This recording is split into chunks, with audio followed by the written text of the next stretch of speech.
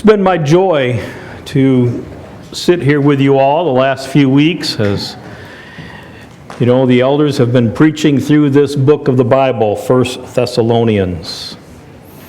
It's been very powerful to my heart. And I love this, the sound of faith. What a great title for this series. Because all we're talking about is faith in this whole series, in one form or another, and that's going to continue tonight. And so it's pretty exciting to me to stand here and think about faith. It's not my faith that I think about. It's yours. It's yours. It's those people that God has placed in my life to shepherd as an elder of this church. And we're going to see that picture throughout these verses and a whole lot more. So we are going to pick up where Pastor Dave left off in verse 2. And I want to kind of echo his sentiment that Brian was out here preaching, 3 or 4 sermons over like half a chapter, and then he gives us like 25, 30 verses to do in one night. Love you, Jeff. Well, maybe later I'll feel mutual, but not right now. Well, let's get this a little bit in context. In chapter 2, Paul is writing to the church in Thessalonica, and he is really reiterating his ministry to them, how he was there in presence with them and shared the gospel, how he worked day and night not to be a burden to them, but to be able to give them the truth of God, and he was pleased they had responded. And they did this in such a way, in verse 4 he says, "But just as we have been approved by God to be entrusted with the gospel, so we speak not to please men, but to please God who tests our heart." And I want you to remember that part, God who tests our heart, because that's a theme that's going to come back shortly. So now Paul is back in Athens, and he's away from these people. And that's where we pick up in verse 17. "But since we were torn away from you, brothers, for a short time, in person, not in heart, we endeavored the more eagerly and with great desire to see you face to face, because we wanted to come to you. I, Paul, again and again, but Satan hindered us. For what is our hope or joy or crown of boasting before our Lord Jesus Christ at his coming? Is it not you?" Chapter 3. Forgot verse 20. "For you are our glory and joy." Now, chapter 3. "Therefore, when we could bear it no longer, we were willing to be left behind at Athens alone, and we sent Timothy, our brother and God's co-worker in the gospel of Christ, to establish and exhort you in your faith, that no one be moved by these afflictions, for you yourselves know that we are destined for this. For when we were with you, we kept telling you beforehand that we were to suffer afflictions, just as it has come to pass, and just as you know.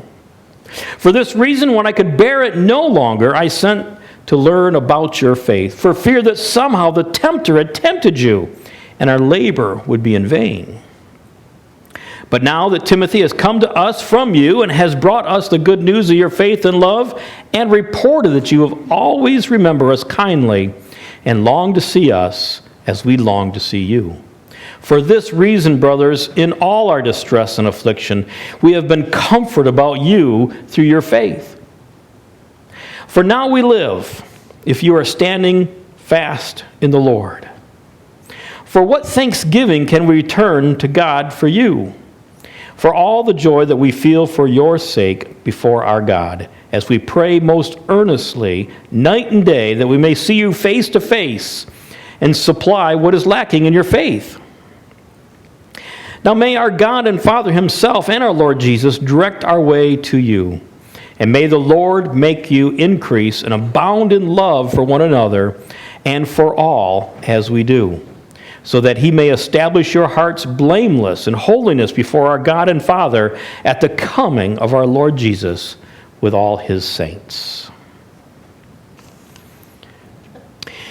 Well, I want us to first focus on this idea of the affliction, and that begins in chapter 3, verse 1. Look at these words that are being described. It says, first of all, left behind. And then it says, we were moved by these afflictions. And also in verse 3, it says, we were destined. And then in verse 4, it says, we're going to suffer. These are the normal things that occur to Christians. I'm sorry, did you not realize that? Did somebody sell you a bill of goods? And that guy down there in Dallas that tells you you should be wealthy, happy, and have great health, fall for that? Houston. There's probably one in Dallas too. Yeah, there is.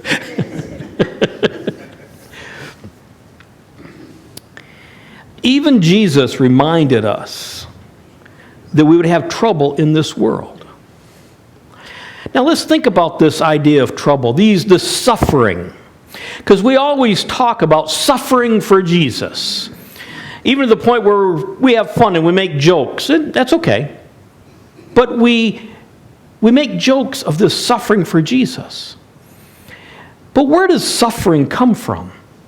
Well, first of all, there's suffering just because we live in this world. As much as there is common grace, there is common suffering.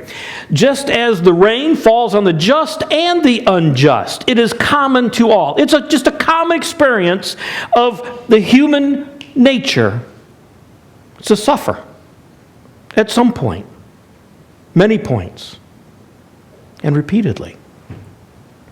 And so we have this idea. So sometimes that idea is the suffering comes from outside us, and it's something that's more or less done to us. You know, it may be a war where another nation comes and does devastation here, and we suffer. We didn't ask for it. We didn't antagonize. We were just minding all our own business, and a plane flies right into the building, and the building collapses. That's a common suffering. Anybody could be in there. Well, then there's other types of suffering. And I like to call this shoot ourselves in the foot suffering. It's what we do to ourselves. I wish I could say what is the percentage versus what we do to ourselves versus what somebody else does to us. And I suppose that would all depend on the level of wisdom you've gained. But we have this idea where we are living our life and we are looking at situations and we have choices to make and we make wrong choices intentionally. We shoot ourselves in the foot. We cripple ourselves. I think of this idea very specifically in the area of marriage and dating.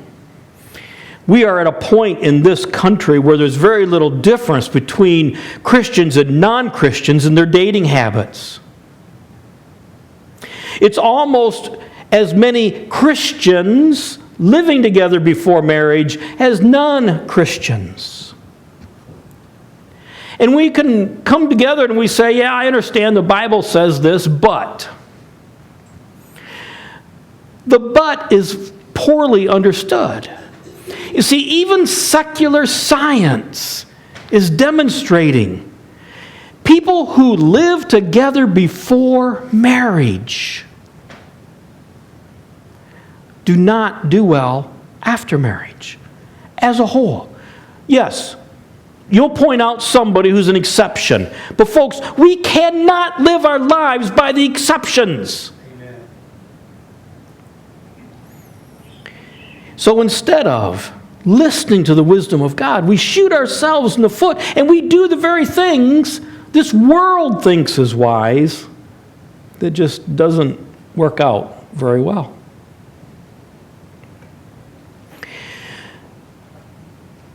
Then there's the sins of others that we fall into.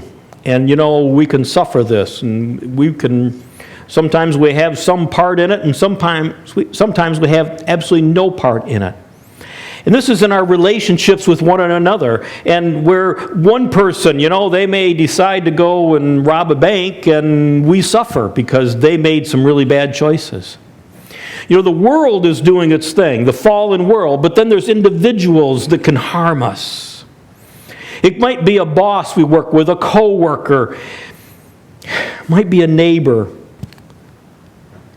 And because of their sins, we suffer. It might be our children.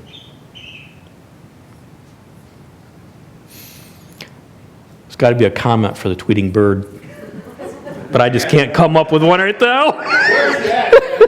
At least it's not a bat. Amen.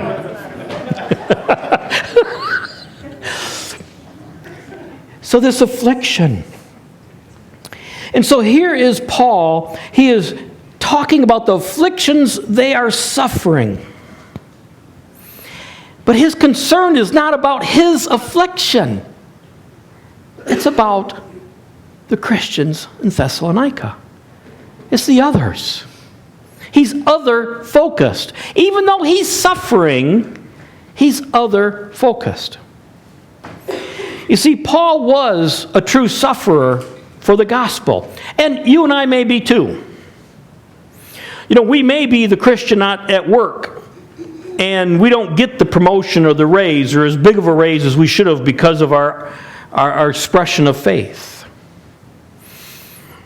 I know one of our young people worked at a certain movie theater, and he was apparently passed over for management position because he wasn't available on a Saturday night. Yeah. That's suffering for the faith.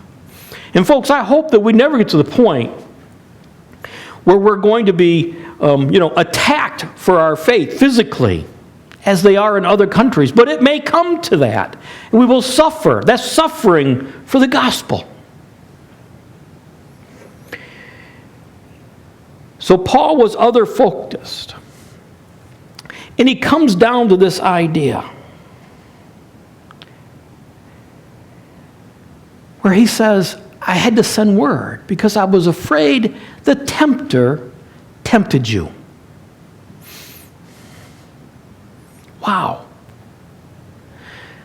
He was afraid the tempter came in and strangled the faith of those Christians. He was afraid that his suffering would make them fall away. And he prayed that not one would.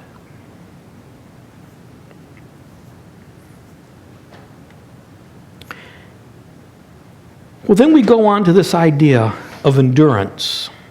So we're going to go back to chapter 2, beginning in 17.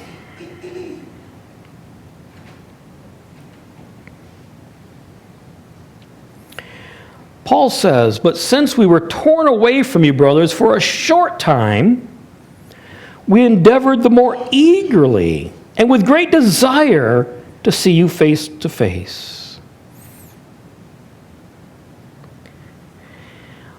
This is expressing Paul's desire, not just a little desire. It is a deep desire to be back with these people, the people of God. The people that he met talked to, discipled, the people he lived with and ministered with, before he left to go and continue spreading the gospel elsewhere. And so he was concerned for these people.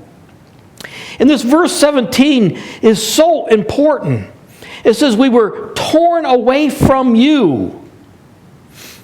That word that we have translated, torn away from you, or torn away, is really a phrase because the Greek word there is so powerful, we really can't come up with an exact equivalent word that really speaks to the depth of the Greek language.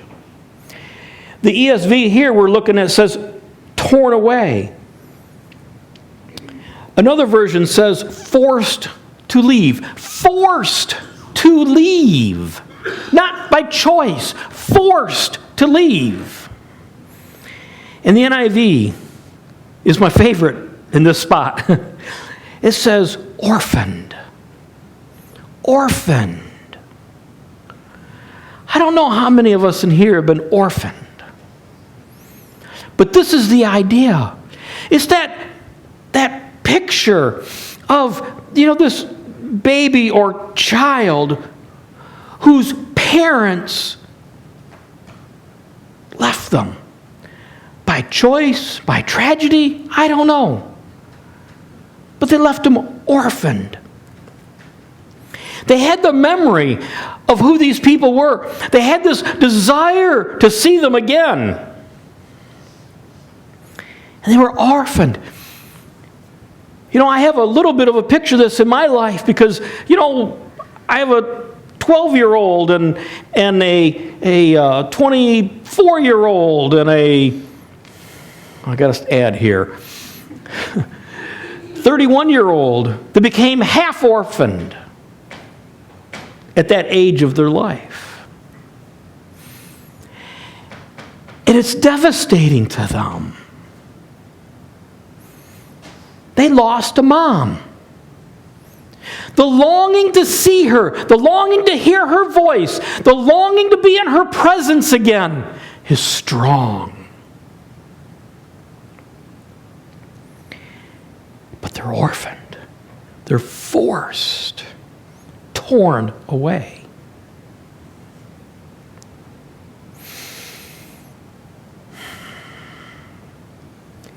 That's the level of desire Paul is expressing. The Greek word has the connotation of something that you can't penetrate. Fire can't do it. Water can't do it. Nothing can get through it. And these are the best words in the English language we can come up with to express Paul's desire to see these Christians again.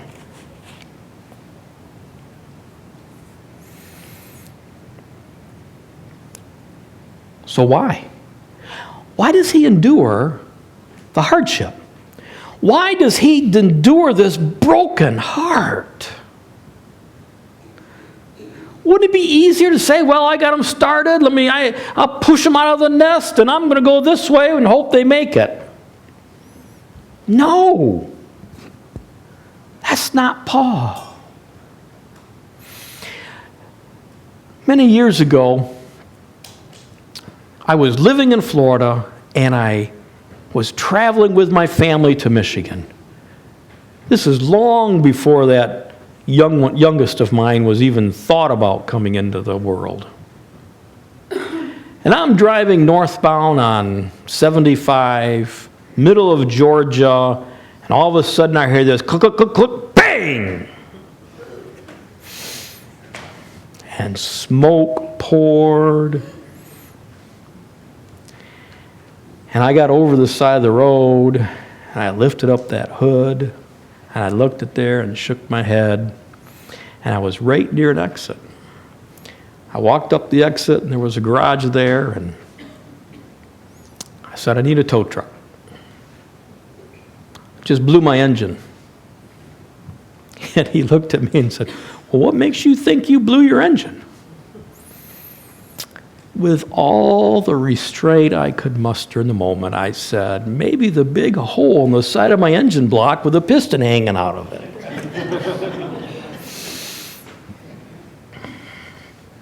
So we got that truck over there, rented a car, and continued on our trip and made arrangements for them to put a new engine in that thing. And so a couple weeks later, we're coming back, and sure enough, it's done. Picked the truck up, and the station manager said, "Didn't you tell me you're a preacher?" And I said, "Well, that may be a stretch of the truth, but what you need." The man I had put your engine in your truck, he's going through some trouble. His wife wants to leave him. His kids don't like him. Life's just a mess. Did you talk to him? You got me to solve this problem, and how about we swap the... No, I didn't do that. But I did have the opportunity to talk to this guy. And the short of it was, we got down on our hands and knees. He prayed to receive Christ. Yes.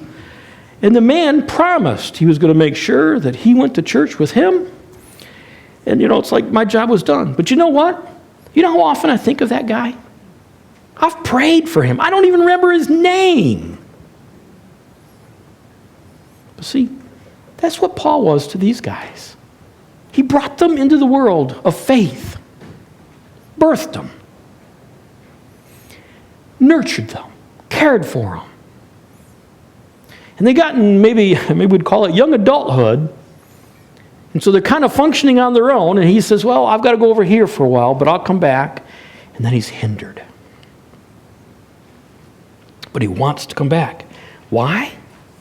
Because he loves them. It's not just a love that's common.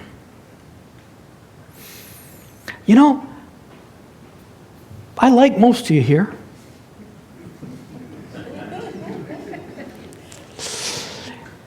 But the reality is, if I don't see you during the middle of the week, I'm kind of okay. Your life's busy, my life's busy. And I picked on one brother today. He says, sorry, I wasn't here the month of January. And I said, oh, were you gone? I was just kidding. I did miss his company. I miss seeing him greet me with a big handshake and maybe picking on me about being a Michigan State fan and not a University of Michigan fan. Yeah, you miss those things. But this love was such a deep desire. So he sends Timothy off, beginning in verse 6. He says, but now that Timothy has come to us. So he sends Timothy off. Now Timothy's come back.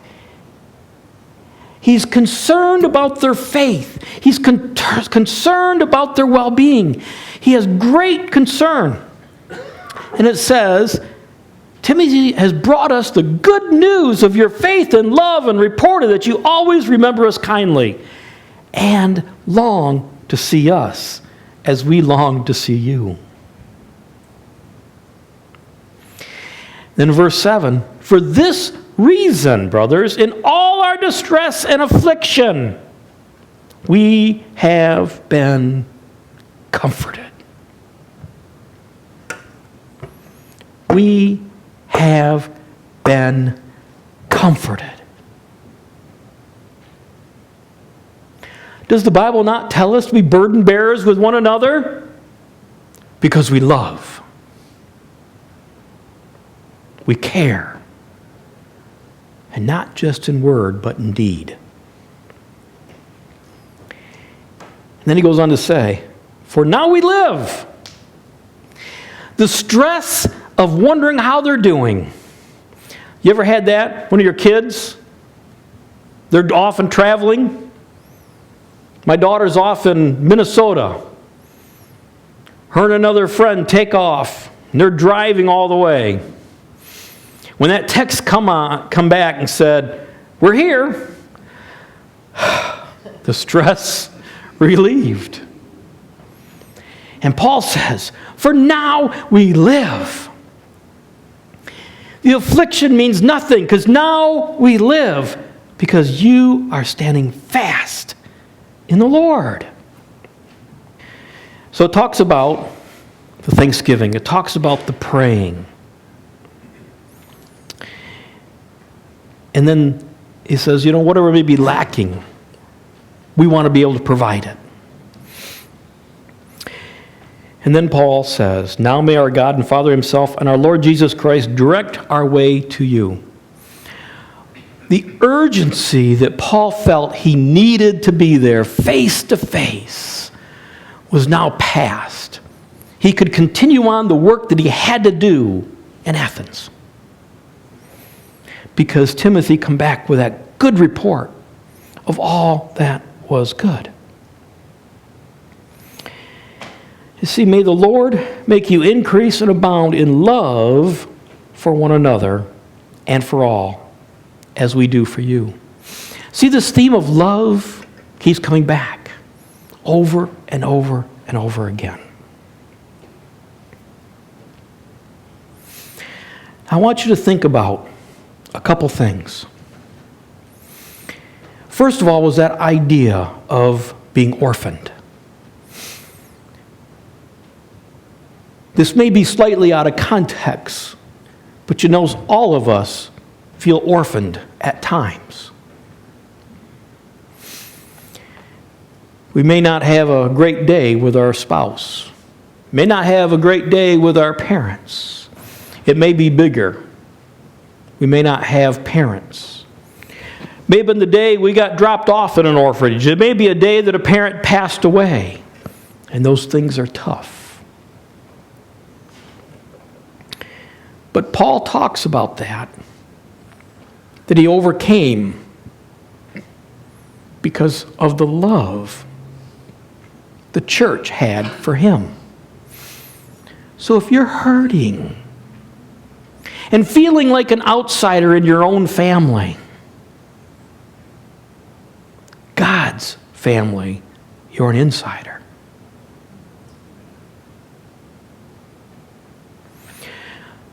With God, you're an insider. Absolutely. Completely. Without any exception. You're God's insider. In this passage, Paul talks about his joy and his hope. And he asks the question, is it not you? Is it not you?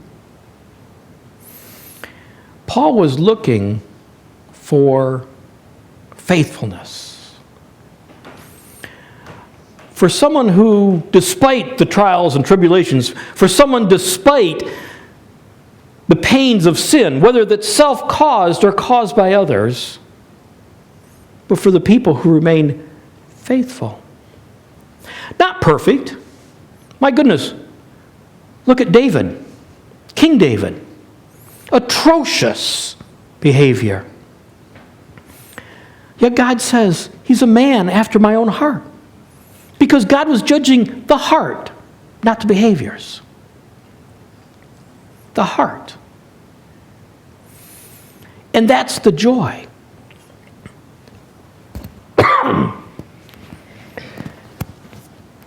We see in Paul a picture of God's love for each of us. We see in Paul the heart of a pastor, an elder. But we also see in Paul the heart of every Christian, loving one another.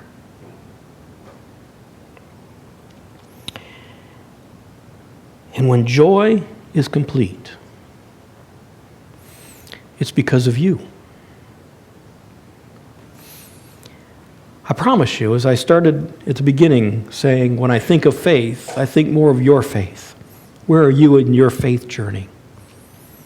And when I hear good reports, joy springs up. When God looks at you, He does not look at your failures. Those have been covered by the blood of Christ. He looks at where you're grown in your faith.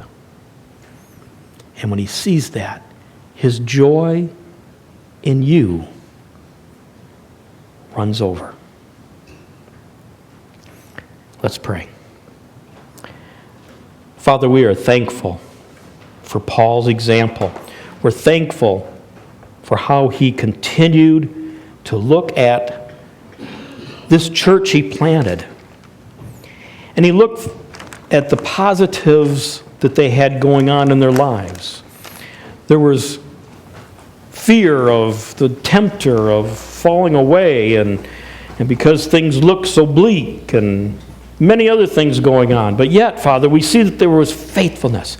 So I pray, Lord, that you will help us look at this example. That when the afflictions of others are the afflictions that are upon us, we will remain faithful. We will continue to do the work you've called for us. Not because we have to. Not because rules and regulations tell us this is what a Christian does or doesn't do. But because you've written your laws on our heart. And in our heart, we love you. And it is this love that motivates us to serve you obediently.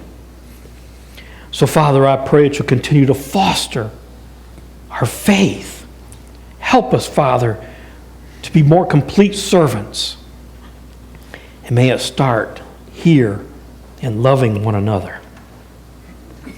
And we ask this in Jesus' name. Amen.